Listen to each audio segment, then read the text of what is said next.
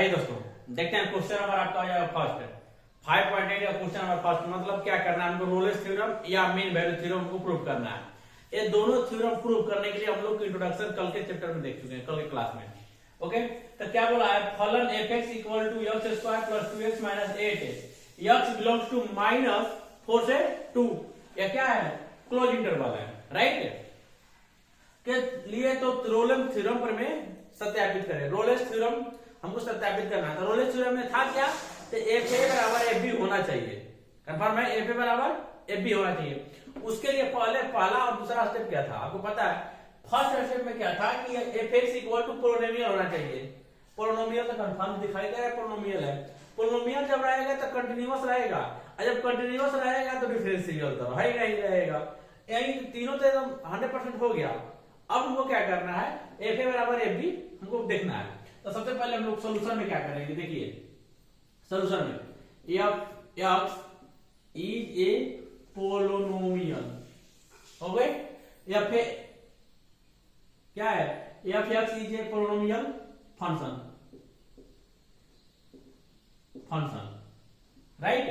अब f x is a continuous function, continuous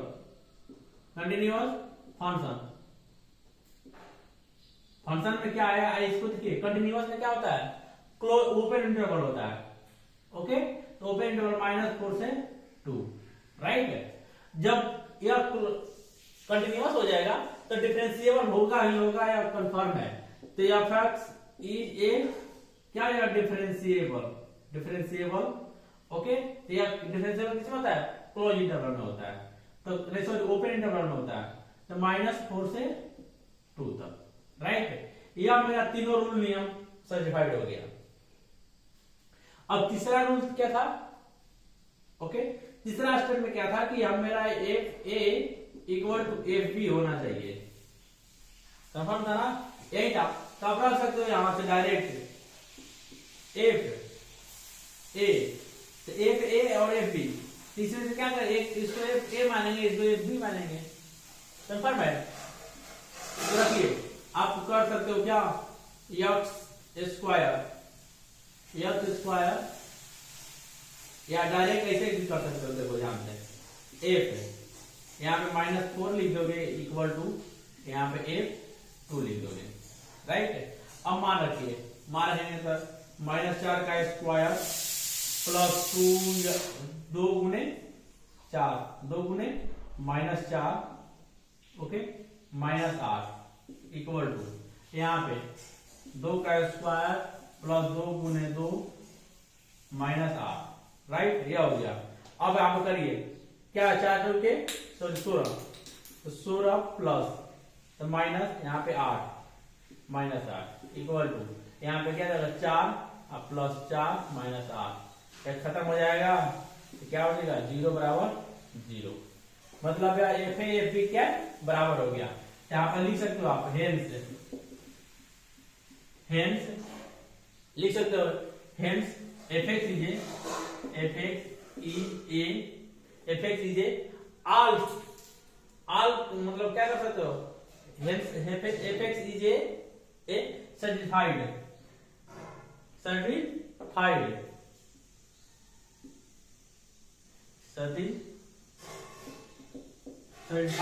all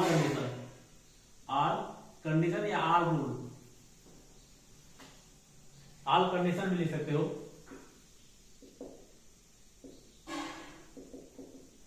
all condition of Rolle theorem, okay. ये हो गया hence f x is a certified और all condition of Rolle's theorem. ये क्या क्या, Rolle's theorem का पूरा कंडीशन फुलफिल हो गया। जब रोलेस थ्योरम का पूरा कंडीशन फुलफिल हो गया, इसका हम लोग क्या करते थे, सी का वैल्यू निकालते थे या एक्स का वैल्यू निकालते थे, दोनों एक ही बात है। तो आप लिख सकते हो क्या, F dash C equal to 0, F dash C equal to 0। तो एफ सी निकालने के लिए क्या करते थे, जहां जहां एक्स था तहां सी रख देते थे डायरेक्ट।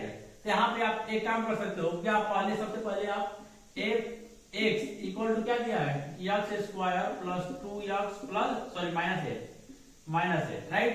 तो एफ डैश एक्स निकालिए, एफ डैश एक्स निकालने के लिए 2x प्लस 2 या तो 0 हो जाएगा, कंडीशन खत्म।